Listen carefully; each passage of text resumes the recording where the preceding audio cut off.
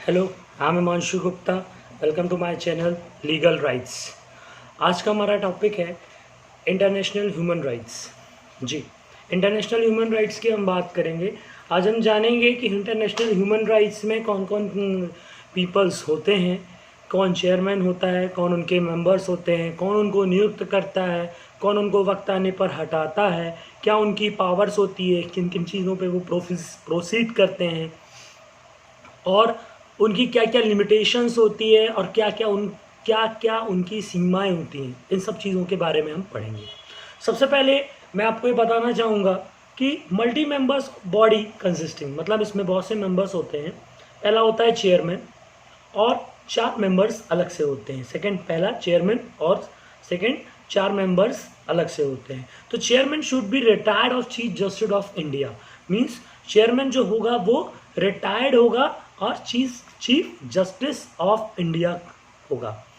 Second, member should be surviving, जो members होंगे should be surviving और रिलीव्ड जज ऑफ सुप्रीम कोर्ट। सबसे पहले मेंबर होगा वो सर्वाइंग या रिटायर्ड, मतलब या तो वो पोस्ट में होगा या तो रिटायर्ड होगा, किसका, जज of supreme court. Second, survive और retire chief justice of a high court, मतलब चीफ जस्टिस किसका होगा, हाई कोर्ट का। थर्ड, 2 पर्सन्स हैविंग नॉलेज, जो 2 पर्सन्स होंगे उनके पास नॉलेज होगा या practical experience with respect to the human rights. उसके बाद हम बात करेंगे इन एडिशन, इनके साथ कुछ लोग और ऐड किए जाते हैं। Also have 4 x officer members, मतलब एक्स ऑफिसर मेंबर्स क्या होते हैं। फॉर एग्जांपल हम एक छोटा सा अदर एग्जांपल लेंगे कि पति पत्नी होते हैं, उनका एक बच्चा होता है। तो जो पति पत्नी के नाम पे जो भी प्रॉपर्टी होगी उसका एक्स ऑफिसियो मेंबर कौन होगा, उनका बच्चा होगा। जो भी उनकी प्रॉपर्टी होगी बाद में किसकी होगी, उसके बच्चे की होगी। उसी तरीके से chairman of national commission for minorities, national commission of SC, national commission of ST और नेशनल कमीशन ऑफ वुमेन, इन सबके जो जो मेंबर्स होंगे वो इसके एक्स ऑफिसो मेंबर्स होंगे।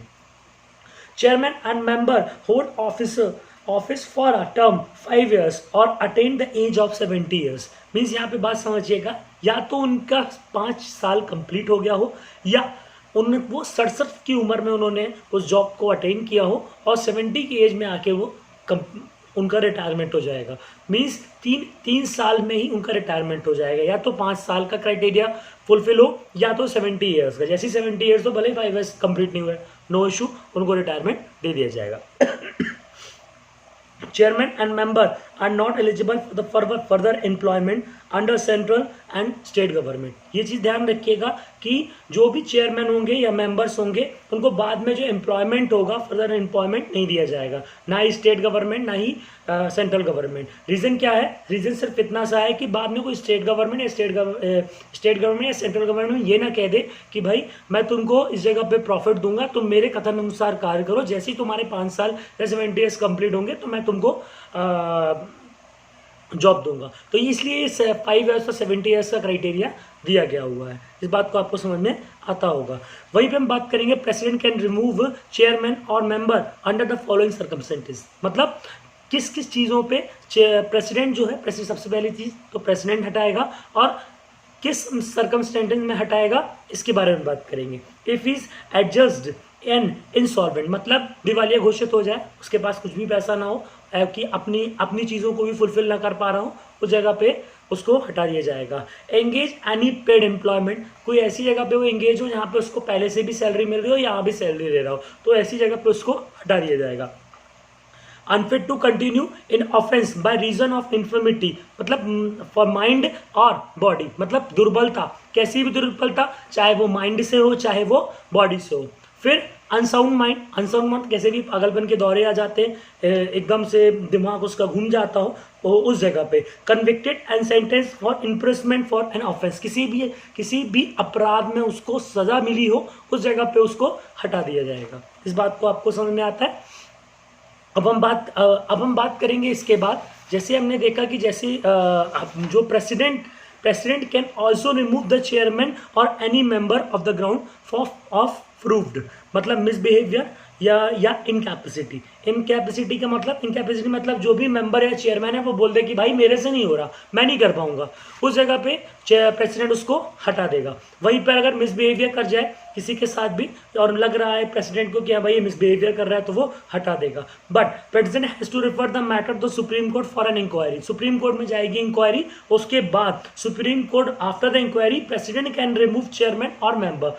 यहाँ पे ध्यान रखिएगा, यहाँ पे मैंने प्रेसिडेंट कैन रिमूव बोला है, शुड नहीं। मतलब प्रेसिडेंट कैन मतलब वो कर सकता है, और कोई इशू नहीं है यहाँ पे, कोई दबाव नहीं सुप्रीम कोर्ट का, प्रेसिडेंट की स्वेच्छा के ऊपर है कि वो करना चाहे तो कर दे, नहीं करना चाहे तो नहीं कर दे। सिर्फ और सिर्फ सुप्रीम कोर्ट इंक्वायरी के लिए जाएगा।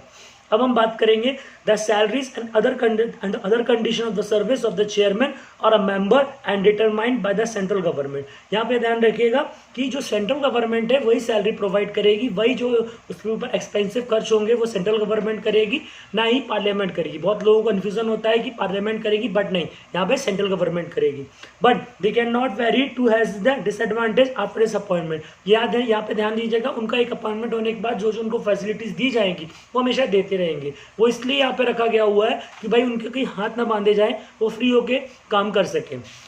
वहीं पर हम बात करें, all of the above the provisions are the aim to securing. यहाँ पे एम क्या था कि autonomy, independency, impartially in the function of the commissions. यहाँ पे वो फ्री होकर अपना वर्क कर सकते हैं। Function of the commission, inquiry to any violation of a human rights. मतलब यहाँ पे अगर हम फंक्शंस की बात करें कमीशन की, क्या क्या होगा कि violation of a human rights. वहीं पे negligence in the prevention of such violation of a public servant. मगर यहाँ पे ध्यान से एक सिंपल से एग्जाम्पल को लेकर हम समझेंगे कि यदि अगर कहीं पे कोई कैंप लगा छोटा सा, वहां पे कोई मिस्टेक हो गई किसी पब्लिक सर्वेंट से, मतलब नेत्र का एक कैंप लगा हुआ था जिसमें लोगों के आंखों का ऑपरेशन, वहां पे कई लोग अंधे हो गए और किसी पब्लिक सर्वेंट की वजह से ऐसा हुआ है, तो ह्यूमन राइट वहां पे स्टैंड ले लेगा, कहेगा भाई यहाँ पे तुम्हारी गलती है, यहाँ पे आपको जवाब देना पड़ेगा।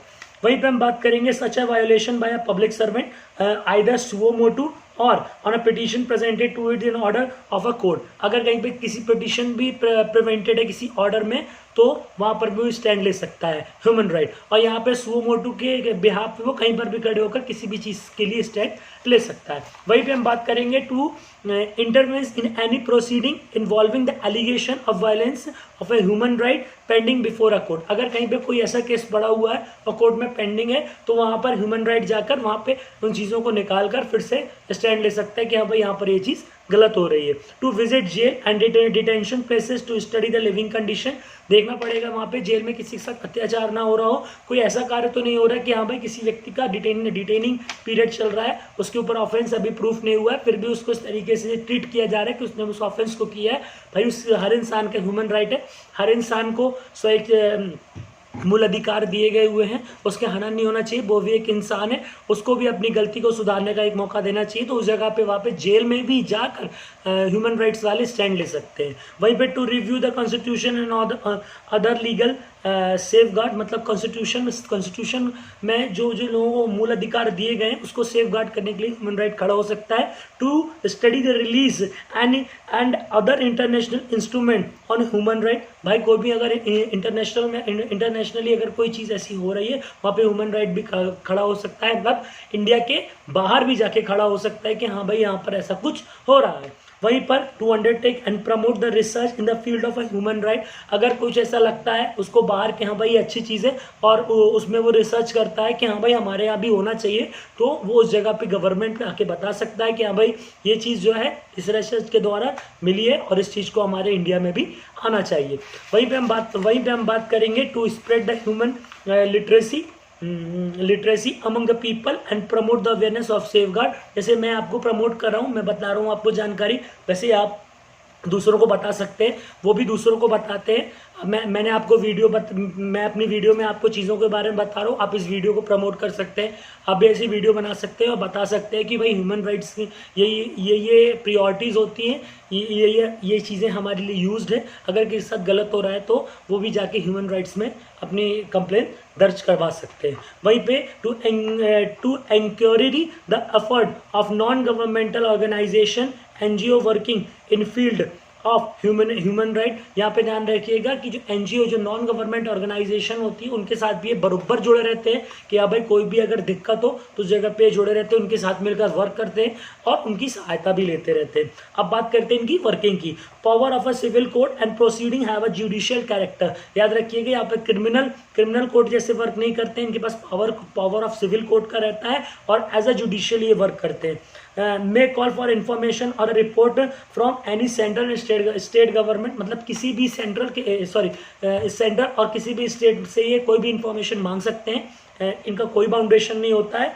On nucleus of investigation staff for investigation in complain of human. कोई भी कंप्लेन अगर आप जैसे करते हैं तो इनके पास खुद का एक छोटा सा एक स्टाफ होता है जिसमें वो लोग वर्क करते हैं।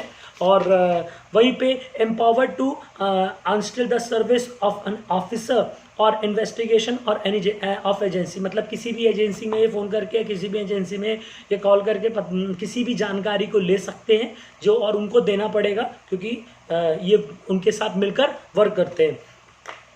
वहीं पे सेंट्रल गवर्नमेंट हो या स्टेट गवर्नमेंट हो, कोई भी एजेंसी को देना पड़ेगा जो एजेंसी इन गवर्नमेंट के अंडर वर्क कर रही है। Cooperation with NGO first hand information, मतलब अगर किसी भी एनजीओ में फर्स्ट हैंड इन्फॉर्मेशन ले सकते हैं कि हाँ भाई किसी एनजीओ के व्यक्ति ने ऐसा कुछ देखा है तो डायरेक्ट ह्यूमन राइट वाले उनसे फर्स्ट हैंड एनजीओ के साथ तो जुड़े होते ही, उनसे जाके फर्स्ट हैंड इन्फॉर्मेशन ले सकते हैं। वहीं पे हम बात करें कि एक चीज़ यहाँ पे बाउंडेशन हो जाती है कि एक्सपायर ऑन 1 ईयर, मतलब 1 ईयर अगर कोई भी चीज़ अगर मान लीजिए 15 जनवरी 2017 में घटित हुई है और इनको जानकारी मिली 15 जनवरी 2018 में या 15 फरवरी 2018 में, एक वर्ष हो चुका है, तो उस जगह पर ये मैटर पे हाथ नहीं डालते क्योंकि भाई इनकी बाउंडेशंस है। कहीं कल को ये नहीं कहते कि भाई इतने दिन तक आप शांत थे, आप क्यों आ गए, इसलिए इस जगह पे ये 1 ईयर्स का एक बाउंडेशन लेके चलते हैं।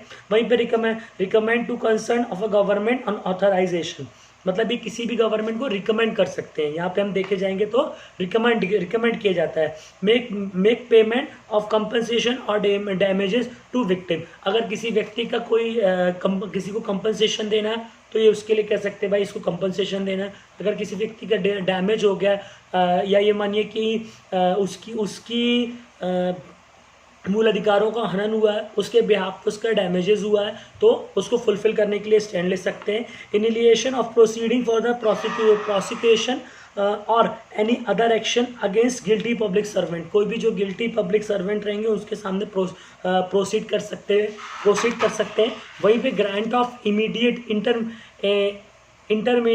Inter relief of the victim, मतलब तुरंत उसको कोई भी रिलीफ के लिए जो भी पैसे दिलवाना चाहे तो वो दिलवा सकती है, मतलब उसको रिकमेंड कर सकती है किसको, स्टेट गवर्नमेंट या सेंट्रल गवर्नमेंट को, मतलब grant of immediate interim relief of the victim, किसी भी विक्टिम को डायरेक्ट दिलवा सकती है। ठीक है। यहाँ पर वो may approach high court and supreme court concern for the necessary direction order or writs, मतलब वो डायरेक्शन दे सकती है किसको, हाई कोर्ट को या सुप्रीम कोर्ट को। यहाँ पे ध्यान दीजिएगा सिर्फ डायरेक्शन दे सकती है, ऑर्डर नहीं दे सकती है। Function of the commission are mainly recommendatory in nature not binding. देखिए यहाँ पर उसने बता दिया कि वो उसका नेचर क्या है, रिकमेंडेटरी, मतलब किसी को भी रिकमेंड कर सकती है ना कि उसको बाइंड कर सकती है। एक तरफ से आप ये कह सकते हो कि ऐसा शेर है जिसके दूध के दांत हैं। यह आप बात समझ रहे हैं। अब बात करते हैं नो पावर टू पनिश, उसके पास पावर नहीं होता है पनिश का। No power to award any relief including the monetary leave to the victim, मतलब ये नहीं कह सकते कि हाँ भाई मेरे पास पैसे हैं तुम मेरे से ले लो। वो क्या करेगी, किसी को रिकमेंड करेगी कि भाई इस विक्टिम को रिलीफ के लिए पैसा दिया जाए। और यहाँ पर वो नेसेसरी, यहाँ पे वो नेसेसरी नहीं है, मतलब कोई बाइंड नहीं है किससे, ह्यूमन राइट से। But it should be inform about the action taken on it's recommending with in 1 month. यहाँ ध्यान दीजिएगा कि जो भी यहाँ भले उसके पास कोई पावर नहीं है बट उसको 1 माह के अंदर आपको रिकमेंड करना पड़ेगा कि भाई जो मैंने आपको बताया था, जो मैंने आपको रिकमेंड किया था उसके बारे में क्या हुआ, 1 माह के अंदर किसी भी राज्य सरकार को या केंद्र सरकार को बताना पड़ेगा। Too improper to say that commission is powerless not a. यहाँ पे आप ये कह सकते हो कि ये नहीं कह सकते कि ये पावरलेस है। पावरलेस है, पावर है, बट पावर किस हिसाब से है? जैसे फॉर एग्जांपल हम वोटिंग करते हैं, कोई दो पार्टीज़ हैं, अब दो पार्टीज़ में के साथ साथ एक नोटा भी होता है। अगर किसी भी सीट में अगर नोटा की पॉसिबिलिटी ज़्यादा हो गई हैं तो यहाँ पर ये माना जाता है कि दोनों पार्टीज़ ने जो भी अपनी टिकट प्रोवाइड की थी ऐसे व्यक्तियों को की थी जो बिल्कुल एलिजिबल नहीं थे और पब्लिक ने नोटा का यूज़ किया है, तो यहाँ पर ये नोटा का ही वर्क करता है। अब यहाँ पे हम बात करते हैं commission has limited role power jurisdiction with respect violation of a human right for by member of arm force. यहाँ पे आर्म फोर्स में इसके हाथ रोक दिए गए हैं क्योंकि वहाँ का एक अदरी लॉ रहता है। फिर भी यहाँ पे central government should be inform an action taken and recommendation with 3 months। यहाँ पे फिर भी वो बोल सकती है, और जो वहाँ पर 1 month का पीरियड था, रिकमेंडेशन का 1 month का पीरियड था, यहाँ पे आर्म फोर्स में 3 months का पीरियड होता है कि भाई ऐसा ऐसा हमको सुनने में मिला है, अब ये चीज़ हुई है तो क्यों हुई है इसके बारे में आपको ह्यूमन राइट्स को बताना पड़ेगा। तो वहाँ पे क्या होगा कि 3 month का आर्म फोर्स को समय रहता है, और नॉर्मल सेंट्रल और स्टेट गवर्नमेंट को सिर्फ और सिर्फ 1 month का होता है।